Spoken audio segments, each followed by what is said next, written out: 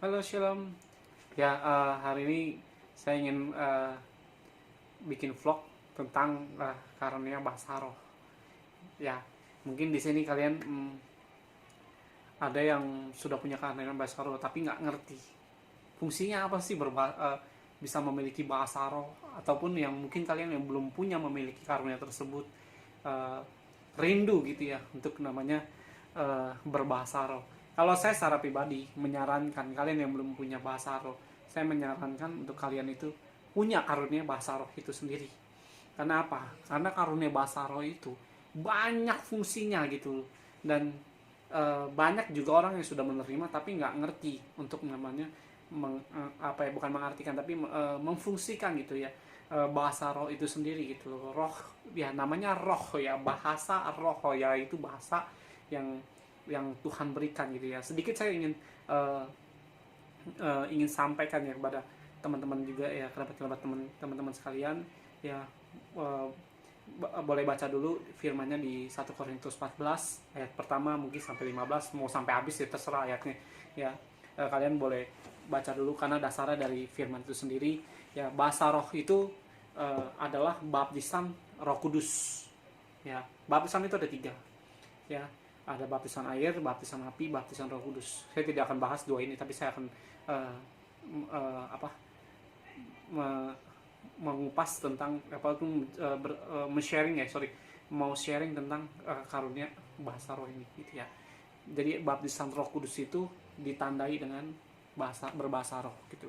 Apa sih fungsi berbahasa roh gitu ya? Berbahasa roh itu banyak hal sebenarnya gitu ya, tapi banyak yang saya ingin sampaikan tidak mengerti fungsinya. Mungkin nanti setelah nonton vlog ini kalian boleh berbagi kepada teman-teman kalian, atau kalian juga ingin sharing melalui uh, video ini. Kalian boleh komentar, ingin bertanya dan sebagainya, atau yang kalian yang mungkin tidak mengerti mau bertanya, silahkan di komentar. Nanti saya akan bantu untuk namanya menjelaskan apa yang saya boleh terima di dalam Tuhan. Ya, saya sekali lagi saya ingin bikin vlog ataupun berbagi vlog ini karena sekali lagi dasar saya mau bikin ini semua bukan karena saya pinter khotbah, pinter di dalam Tuhan dan sebagainya, no. Tapi sepengalaman saya diizinkan Tuhan untuk menginjil, membawa domba, mengajari dan sebagainya. Ya, baik yang sudah Kristen, yang dari kecil mau yang dari besar. Ya, saya melihat terkadang kok banyak orang Kristen yang nggak mengerti ini, nggak mengerti itu, sekalipun labelnya dia Kristen gitu dari kecil sekalipun, ataupun bapak maknya udah keturunannya Kristen gitu. Tapi saya lihat baik yang tua, baik yang muda, baik yang berumur ini dan itu, saya lihat banyak hal yang uh, tidak mengerti, baik tentang bagaimana cara bicara sama Tuhan, bagaimana berhubungan dengan Tuhan, bagaimana ini dan itu. Saya banyak lihat banyak orang yang mengerti. Itu dasar saya ingin bikin vlog ya. Dan saat ini saya ingin berbagi ya, bukan mengajari orang ya, tapi berbagi uh, apa yang saya terima di dalam Tuhan. Saya ingin sharingkan kepada kalian. Jadi apa yang saya terima saya ingin berbagi kepada kalian, supaya kalian juga menerima impartasi ataupun menerima sesuatu yang Tuhan ajarkan dalam hidup saya. Saya boleh sharing kepada kalian semua sehingga juga bermanfaat bagi banyak orang. Oke, saya balik lagi tentang namanya karunia berbahasa roh ya. Bahasa roh itu adalah karunia yang Tuhan kasih. Tidak ada yang bicara begini sama saya, tidak semua orang dapat karunia bahasa roh. Saya katakan tidak. Semua orang bisa berbahasa roh, siapapun orangnya, baik kecil, baik muda, baik anak, baik bapak-bapak, baik yang kakek-kakek, nenek sekalipun bisa berbahasa roh. Bisa. Saya katakan ya, tidak dibatasi usia, tidak dibatasi ras, suku ataupun bangsa, tidak. Semua orang bisa menerima karunia bahasa roh. Bukan karena kalian gerejanya karismatik ataupun gerejanya yang non karismatik, yang suka bahasa roh, yang tidak suka bahasa roh. Bukan. Semua itu tergantung kita. Ya. Jadi yang didasari kita bisa menerima karunia bahasa roh, satu persyaratannya, percaya Yesus terlebih dahulu, dan kamu akan bisa menerima bahasa roh. Kedua, yang menghalangi kita tidak bisa menerima bahasa roh adalah otak kita ataupun pikiran kita mereka-reka. Nah, nanti tapi saya akan bahas itu semua, uh, ataupun menceritakan ya bagaimana sih caranya yang baik dan tepat gitu ya. Ini menurut pengalaman saya ya. Jadi kalau kalian mungkin ada yang mau ditambahkan, baiknya begini, silakan kalian berkomentar sehingga kita saling berbagi dengan satu dengan yang lain. Yang kita nggak untuk saling menggurui, saling namanya menjegal satu dengan yang lain, karena kayak saya percaya karunia bahasa roh itu adalah dari Tuhan, dan ada cara-cara yang mungkin kalian menerimanya karena begini, karena begitu, tapi saya akan berbagi dengan cara dimana saya menerimanya itu di dalam Tuhan, dan umumnya kalian boleh lakukan ini sehingga menerima karunia bahasa roh ya. Oke, bahasa roh itu awal muasalnya saya akan sedikit bercerita gitu ya. Asal muasalnya bahasa roh itu gini, iblis itu kan dari sorga ya. Sebelum dia jadi iblis, dia adalah malaikat Tuhan, malaikat yaitu Lucifer ya. Lucifer ini adalah malaikat Tuhan ya, dan dia tahu semua cara kerja di sorgawi ya. Tahu cara kerja Tuhan Yesus bagaimana, begini. Dia tahu semua everything tentang sorgawi. Contohnya misalnya gini, nah, kalau kalian dengar kemenyan, pasti identiknya adalah iblis. Pasti kalian 95% saya percaya kalian akan berpikiran kemenyan itu untuk setan. Saya tegaskan ya, kemenyan itu tidak selalu untuk setan. Karena apa? Kemenyan itu asal muasalnya itu dari Tuhan. Loh, dari Tuhan dari mana? Ya, kalian baca namanya firman Tuhan. Waktu Yesus lahir, ada orang Majus mempersembahkan apa? Kemenyan, emas dan mur. Nah, kalau emang itu buat setan, masa Tuhan dianggap setan gitu kan? Nggak mungkin gitu. Kemenyan itu memang itu adalah sebuah dupa gitu sebenarnya asal muasalnya. Tapi saya tidak akan cerita panjang lebar tentang kesana gitu ya. Ya itu sedikit yang saya ingin berbagi. Jadi saya beritahu. Jadi apa yang setan lakukan, semua itu apa yang dia tahu tentang di surgawi. Banyak hal, bukan hanya kemenyan, banyak hal menurut saya, dari air, bagaimana dia tentang ini dan itu, banyak hal yang, tapi saya tidak akan bahas ke sana karena bagi saya nanti banyak daripada kalian yang tidak mengerti akan jadi konflik gitu ya, dan saya tidak menginginkan itu. Ya jadi gini, saya balik lagi. Jadi diciptakannya bahasa roh karena malaikat Tuhan yang jatuh ini, yaitu bintang timur dan sebagainya, jatuh ke muka bumi, dan dia tahu semua dapurnya sorgawi. Disitulah Tuhan ciptakan bahasa roh. Bahasa roh ini setan tidak bisa dengar, dan dia tidak akan tahu apa yang di roh kita ceritakan, doakan, pujian, bicarakan, tangisan, itu bisa lewat roh, bukan hanya jasmani. Seperti firman Tuhan di 1 Korintus ayat 14, kalau kalian baca, roh kita itu bisa berdoa tanpa kita berkata-kata secara jasmani. Ya, kayak misalnya ya rapataka rabashi karama ya rama. Nah, itu roh kita yang berdoa. Roh itu bisa berdoa, bisa memuji, bisa bernubuat, ataupun yang Tuhan sampaikan lewat roh kita, dan itu bisa berkata-kata. Dan di sini saya ingin sampaikan ya, bahasa roh itu adalah karunia, dan ada satu karunia lagi, yaitu bahasa menerjemahkannya atau mengartikannya. Jadi gini, kalau bahasa roh semua orang bisa memiliki ini, tapi karunia untuk menerjemahkannya nggak semua orang bisa memiliki ini. Ya persyaratannya apa, saya nggak akan jelaskan tentang hal ini gitu, karena ini memang level-level tertentu yang punya untuk menerjemahkan. Tidak semua orang memiliki itu gitu. Tapi kalau yang karunia bahasa roh yang di mana di sini yang akan saya sharingkan gitu ya, tidak dibatasi oleh apapun ya. Semua orang bisa memiliki itu semua. Jadi kalau kalian bilang bahasa roh itu untuk orang-orang tertentu, no. Sekali lagi saya yakinkan Anda ataupun teman-teman, bahasa roh itu semua orang bisa memilikinya. Di sini yang saya akan sampaikan untuk bagaimana bagian kita untuk menerima bahasa roh. Bahasa roh itu tetap dari karunia Roh Kudus itu tetap daripada Tuhan, bukan daripada manusia itu sendiri. Tapi ada bagian di mana karunia itu tidak bisa bekerja di dalam hidup kita oleh karena kita. Gitu. Apa aja sih yang menjadi bagian-bagian kita jadi kayak menolak karunia itu sendiri? Pertama, otak. Kita banyak pikir, menerka. Sepengalaman saya seperjalanan dalam kekristenan, kalau orang yang akunting ataupun orang yang punya logikanya kuat ya, akan sulit untuk menerima bahasa roh ini. Sepengalaman ya, tapi nggak semua orang mengalami itu. Ada yang bisa mengalami itu, semua tergantung daripada, terkadang Tuhan mancing-mancing kita juga ada. Itu untuk namanya berinteraksi dengan Tuhan. Contohnya siapa? Saya menerima bahasa roh itu 1 tahun setelah saya terima Yesus. Saya baru menerima namanya bahasa roh gitu. Nah, di sini yang saya ingin sampaikan pada teman-teman ya, ada tips-tips yang mungkin kalian boleh ikuti gitu ya, atau kalian boleh berdoa terlebih dahulu, itu terserah, whatever gitu ya. Yang penting kalian punya namanya konektivitas sama Tuhan itu sendiri. Sampai kalau kalian nggak punya konektivitas ataupun tidak punya rasa kepercayaan, yang nggak mungkin kalian akan menerima karunia itu. Karena apa? Dasar untuk menerima karunia firman karunia-nya Tuhan, apapun bentuknya, urapan kah, atau bahasa roh kah, ataupun ini itu, ataupun kuasa, mujizat dan sebagainya, didasarkan semua satu, percaya terlebih dahulu, baik itu kepada Yesus, baik kepada setiap rencananya Dia atau apa yang Dia sampaikan gitu ya.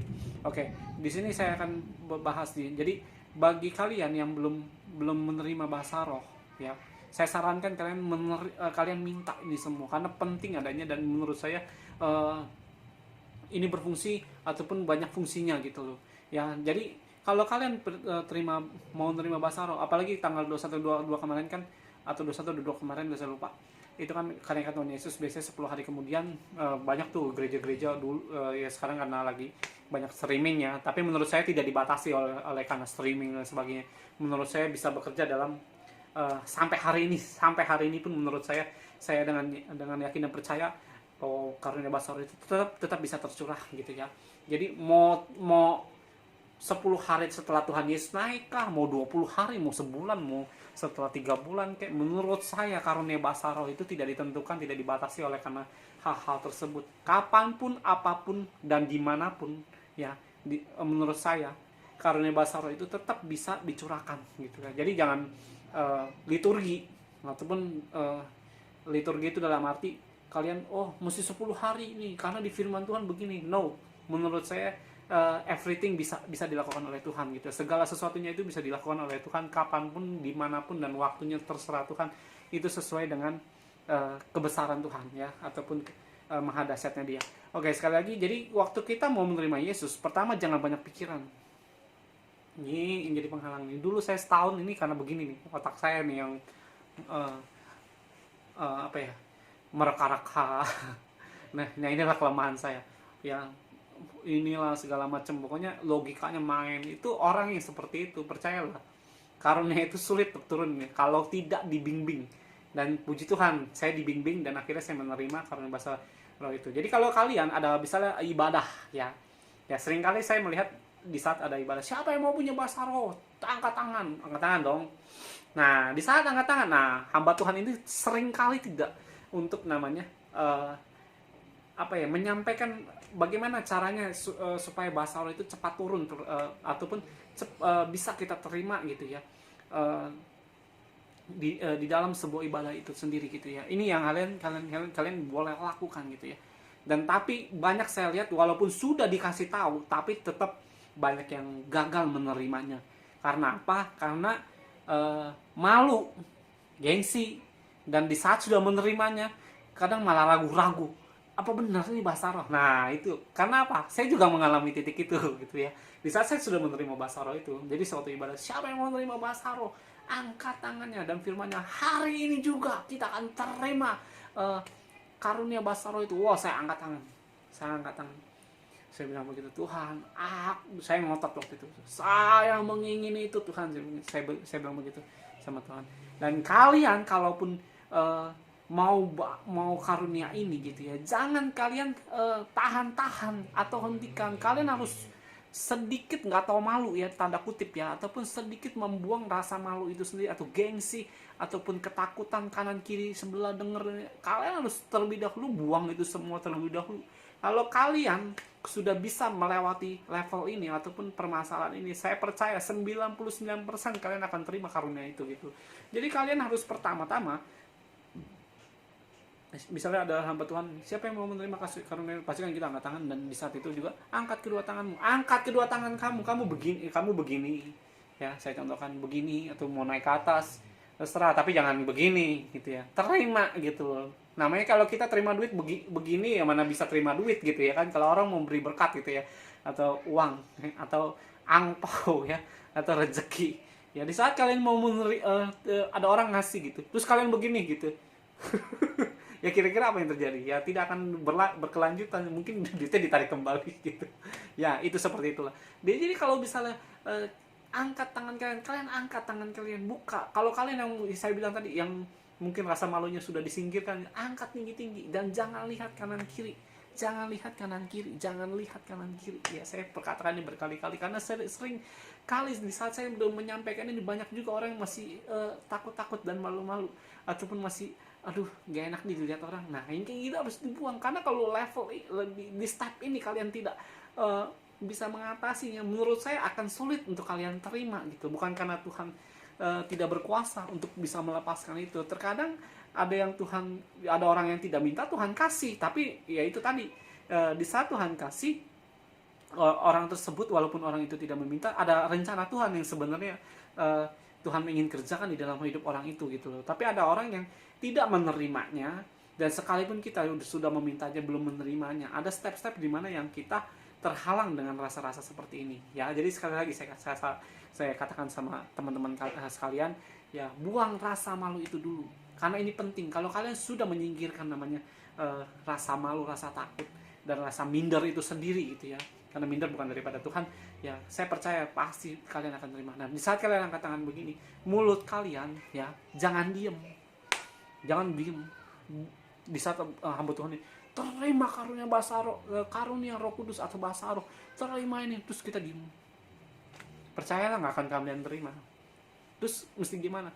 Kalian harus memuji Tuhan, bilang Tuhan haleluya, haleluya, haleluya. Itu nggak apa-apa, perkatakan haleluya, haleluya. Kalaupun kalian teriak dulu waktu saya terima, jadi gini, waktu itu saya masuk sebuah ibadah. Saya waktu itu di ibadah di Tanjung Duren gitu, di sebuah ruko. Ada satu hamba Tuhan, menurut saya cukup menarik lah ya. Terus dia datang di sesi akhir ibadah itu, dia bilang, siapa yang mau menerima bahasa roh?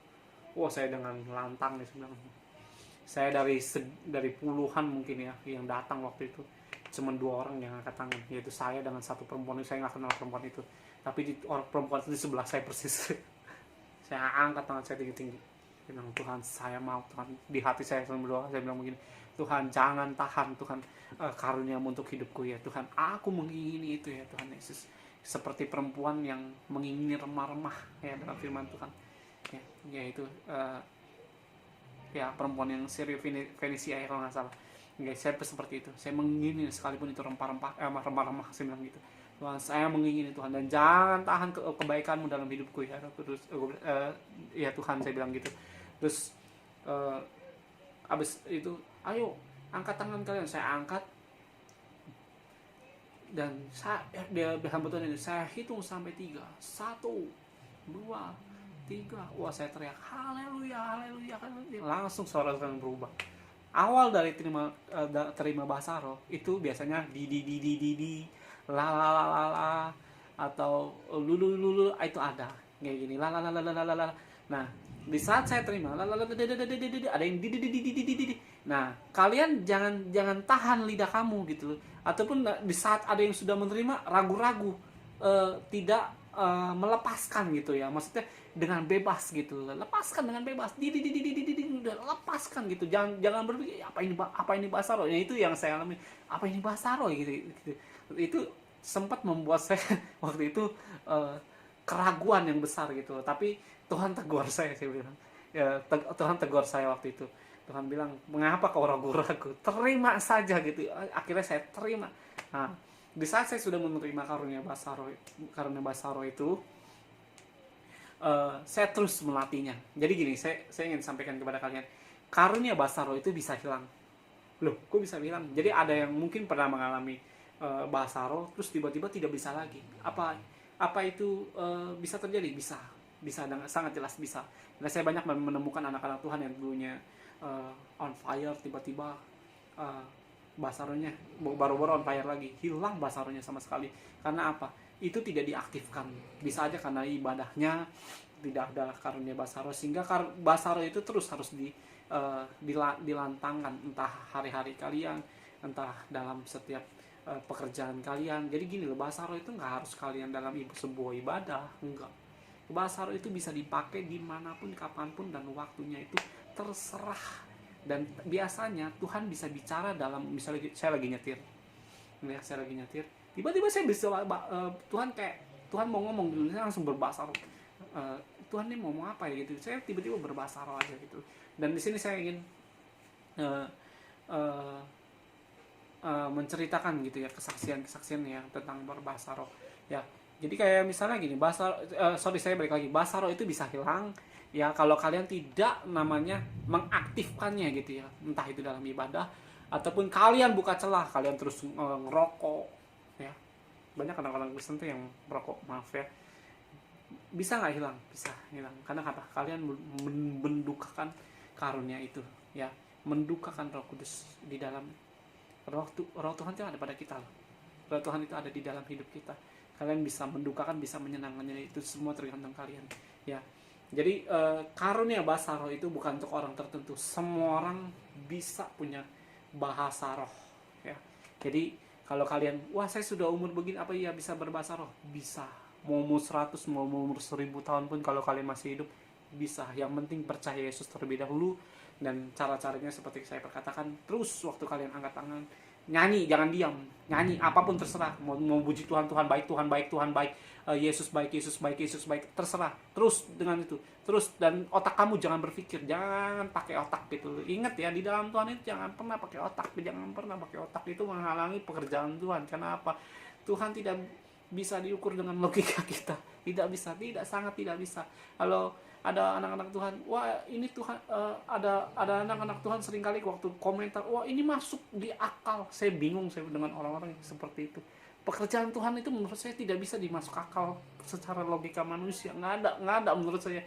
Jadi jangan pernah kita sebagai orang Kristen bilang, wah ini masuk akal. Nggak ada yang masuk akal menurut saya pekerjaan Tuhan. Kalau kalian bilang masuk akal secara manusiawi, pekerjaan Tuhan, menurut saya itu bukan Tuhan justru. Karena apa? Pekerjaan Tuhan, kalau kalian baca Alkitab ya, Yesus membuat mujizat, nggak ada satupun yang masuk akal. Jadi bagaimana mungkin kalian bilang ini masuk akal gitu? Jadi nggak ada yang masuk akal menurut saya. Jadi saya balik lagi ya, Roh Kudus itu jangan pakai akal, buang ya. Kalian kosongkan pikirannya. Saya pernah buat vlog tentang bagaimana menerima urapan Tuhan atau merasakan Tuhan. Nah itu saya pernah berbagi. Pikiran itu kosongkan dan fokus saja sama Tuhan. Hati kamu kosongkan, pikiran kamu kosongkan, dan konsentrasi sama Tuhan. Minta dan terus sambil memuji. Dulu waktu itu saya bilang haleluya, haleluya, sampai saya teriak loh.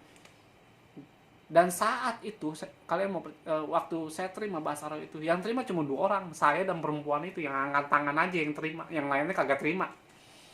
Saya juga nggak ngerti. Tapi yang paling frontal saya sama perempuan ini ya. Perempuan ini teriak juga, saya juga teriak juga, saya nggak mau kalah gitu, karena saya ngotot sama Tuhan, saya nggak mau nggak terima gitu. Dan akhirnya saya terima bahasa roh itu ya. Bahasa roh itu fungsinya apa ya? Bahasa roh itu bisa menghalaukan misalnya kecelakaan di depan, entah mungkin kalian dirampok, entah kalian mungkin ditodong, atau mungkin akan ada tabrakan, kecelakaan. Bisa nggak dengan berbahasa roh itu semua itu dihalaukan? Bisa ya, asal percaya ya. Jadi kalau kadang-kadang gini ya, ini sebenarnya kalau saya jelaskan mungkin bisa 1-2 jam gitu tapi saya tidak akan jelaskan secara banyak hal ya, saya tetap ada durasi ya. Jadi bahasa roh itu roh kita yang berdoa sama Tuhan.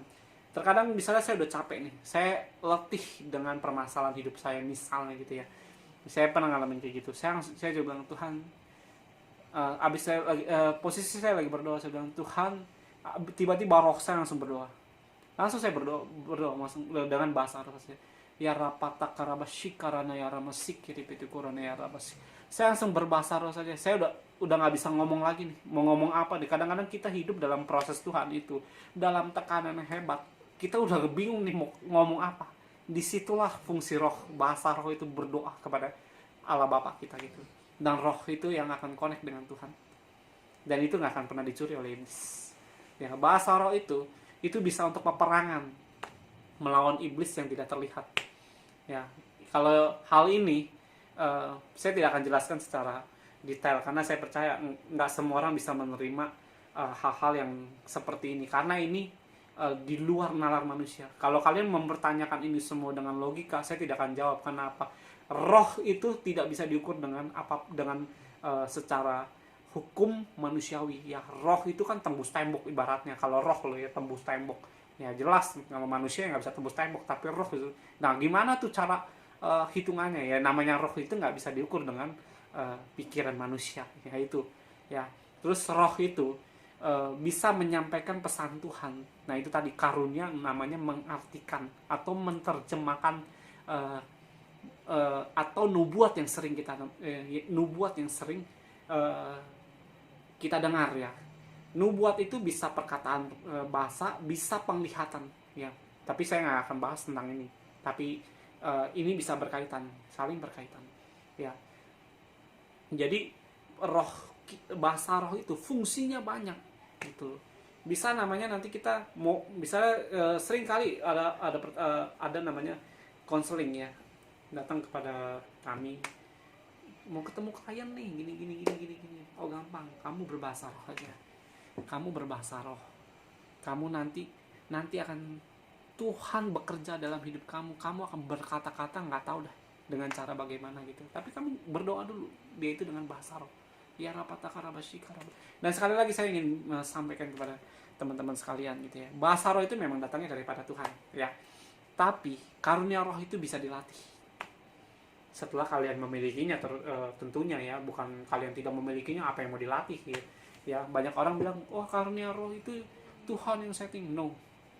Ya, saya kasih tahu, roh itu bisa namanya kita latih. Dulu saya di sini kalian harus punya keterbukaan ya. Jangan ada penentangan dalam pikiran kalian. Maksud sih bisa dilatih? Ya, saya ngomong begini karena saya udah ngalamin. Jadi saya bisa bercerita ataupun bisa bersaksi buat kalian. Jadi saya tidak ngomong kosong ataupun ngomong yang ada mengada-ngada, yang tidak difirmankan atau di dalam Alkitab tidak ada. Tapi saya punya pengalaman ini bersama Tuhan, dan saya bisa menyaksikan ini karena saya ngalamin ya. Kayak tadi saya sebutkan ya rapatakaraba shikarama ya nama suku detik ya rapatakaraba. Bagaimana saya bisa di dalam level bahasa yang tadi? Ya. Kalau awal orang berbahasa roh biasanya di da lu la la la, atau ya di itu pemula biasanya. Tapi kalau kalian tidak latih ya, atau kalian tidak mengartikan, bisa hilang. Kedua ya di terus. Kalau kalian mendengar misalnya orang ini di terus setahun kemudian di orang itu nggak pernah namanya ngelatih bahasa rohnya. Gimana cara melatih bahasa roh gitu ya? Sekali lagi ya, bahasa roh itu fungsinya banyak ya, selain daripada kita berdoa. Misalnya saya lagi berdoa buat orang ya, Tuhan ini Tuhan tolong orang ini, tiba-tiba langsung roh Tuhan itu turun, langsung saya bahasa roh untuk orang itu, orang ini. Saya berdoa untuk orang ini langsung berbahasa roh. Saya nggak tahu roh saya berdoa untuk apa gitu ya. Saya tidak punya untuk namanya karunia menerjemahkan bahasa roh. Ini bukan sembarangan untuk bisa diterima sekalipun itu anak-anak Tuhan, karena menurut saya banyak hamba-hamba Tuhan yang bisa mengartikan bahasa roh, banyak juga yang tidak bisa gitu ya. Itu tergantung kalian punya mau minta apa enggak gitu. Tapi sekalipun itu minta juga, itu ada proses, ada harga yang harus kalian bayar terlebih dahulu, dan itu tidak gampang gitu ya. Saya itu bukan menakut-nakuti ya, tapi sepengalaman saya di dalam Tuhan ya, ini yang saya lihat gitu ya, saya rasakan. Saya pernah minta ini tapi belum dapat sampai hari ini gitu ya. Jadi saya tidak akan bahas tentang menerjemahkan, karena menurut saya akan coba membahas tentang bagaimana cara menerima bahasa roh dan fungsinya apa aja gitu ya. Jadi waktu kalian sudah menerima bahasa roh bahasa roh itu bisa dilatih. Jadi gini, suatu ketika waktu saya sudah menerima bahasa roh, cara ngelatihnya gimana? Nah, suatu hari saya setelah menerima bahasa roh itu, saya masuk kamar, berdoanya itu cuma bahasa roh. Saya nggak ngambil gitar, nggak memuji, nggak menyembah, langsung bahasa roh aja, bahasa roh. Nah, waktu saya bahasa roh, suatu ketika, dan biasanya saya bahasa roh itu setengah jam, sehari setengah jam. Saya pakai waktu itu saya ngukur pakai waktu. Tahu dari mana setengah jam? Karena saya ngukur pakai waktu gitu. Saya menakar sehari minimal saya setengah jam bahasa roh. Jadi saya ambil jam atau handphone waktu itu ya, saya lupa. Saya menakar, jam segini saya mulai. Saya akan mengakhirinya minimal jam segini gitu. Dan saya berbahasa roh. Awalnya membosankan, ya saya bilang gitu terus gitu. Tapi setelah beberapa hari gitu ya, beberapa minggu saya lupa lah tepatnya berapa lama, tiba-tiba saya dibawa Tuhan, bahasa roh saya berbeda. Bahasa roh itu ya Jangan kira kalian itu cuma yang kiara patakara basikara patak. Ada yang bahasa Mandarin, ada yang bahasa Jepang, ada yang bahasa India, ada yang bahasa Arab, ada yang bahasa ini, bahasa itu, bahasa ini. Itu banyak. Ada yang bahasa Spanyol, ada yang bersaksi. Dulu ada satu hamba Tuhan yang dari Indonesia. Ya, satu hamba Tuhan ini menurut saya cukup terkenal ya sebenarnya. Dia KKR di Amerika. Nah, ada orang Spanyol datang ke Amerika ikut KKR dia. Tiba-tiba satu hamba Tuhan ini bahasa rohnya bahasa Spanyol. Padahal orang Indonesia ini, hamba Tuhan Indonesia ini tidak punya tidak mengerti bahasa Spanyol. Dan orang yang dengar bahasa Spanyol ini bertobat. Dia bilang, "Kamu itu berdoa luar biasa baik." Itu Tuhan bicara ternyata. Dan ada yang Tuhan izinkan orang biasa bisa mengerti bahasa roh itu. Dan Tuhan berkata-kata lewat bahasa roh itu sehingga orang itu mengerti. Ya, ini kedaulatan Tuhan, kebesaran Tuhan. Jangan kalian menakar sekali lagi dengan pikiran, dengan otak. Kalian tidak akan mampu dan kalian mungkin akan, masa iya nih. Ya, itu bisa jadi sebuah hujatan di hadapan Tuhan dan itu jadi hal yang mengerikan sebenarnya gitu ya. Jangan pernah seperti firman Tuhan bilang, jangan pernah menghujat Roh Kudus karena tidak akan ada ampun. Kalian menghujat anak Allah gitu Yesus, ada ampun, tapi menghujat pekerjaan Roh Kudus kalian itu tidak akan ada ampun. Ya, itu sesuai dengan firman Tuhan ya. Ya, jadi ada yang pernah satu hamba Tuhan, ibu rohani kami waktu itu lagi berdoa. Orang ini orang Mandarin. Kejadiannya mirip seperti apa yang tadi saya sampaikan kesaksian di awal. Ya, jadi dia waktu dia berdoa, ada satu ibu-ibu orang Mandarin, dia nggak ngerti bahasa Indonesia. Ada satu orang Indonesia. Nah, ini yang orang Indonesia ini bawa orang Mandarin ini kepada ibu rohani kami, dan ibu rohani kami juga nggak ngerti bahasa Mandarin gitu loh. Dan tapi ini orang Indonesia ini menerjemahkan gitu ya. Tapi seketika waktu dia berdoa berbahasa Mandarin. Dan Anda mau percaya atau tidak, whatever, terserah Anda gitu ya. Orang Mandarin ini awalnya orang China ya pastinya ya. Saya lupa China apa Taiwan. Terima Yesus karena bahasa. Jadi bahasa roh itu. Ya, jadi bahasa roh itu banyak fungsinya. Jangan kita kira bahasa roh cuma buat nyembah Tuhan. No.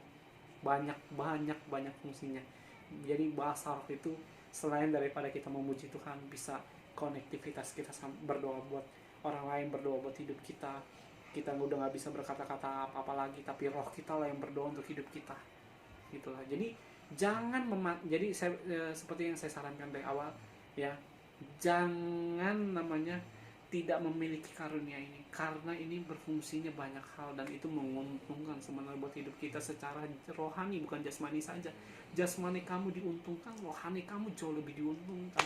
Jadi kalau kalian tidak punya bahasa roh ini, saya sangat menyayangkan hal itu aja gitu. Tapi kalau itu terserah kalian mau percaya dengan ini atau itu tidak, itu pilihan kalian. Tapi di vlog ini saya ingin berbagi fungsi ini gitu ya. Tapi kalau kalian ingin bertanya, sebenarnya banyak hal yang bisa disampaikan melalui vlog ini tentang karunia-karunia bahasa roh ini gitu ya. Ya, jadi sebaiknya yang belum memiliki, minta sama Tuhan, karena karunia ini gratis dan bisa dimiliki oleh siapapun gitu ya. Ya, oke, sampai di sini aja tentang karunia bahasa roh. Saya berdoa supaya kalian juga terima impartasi bahasa terima karunia bahasa roh gitu, supaya kalian juga diberkati, bukan secara rohani saja tapi secara jasmani. Kalian juga mengalami namanya upgrade gitu di dalam Tuhan gitu. Karena menurut saya roh itu luas, roh itu sungguh ajaib, apalagi roh Tuhan lagi yang bekerja gitu ya. Jadi oke, sampai di sini aja. Salam satu roh, mengenal Yesus itu luar biasa.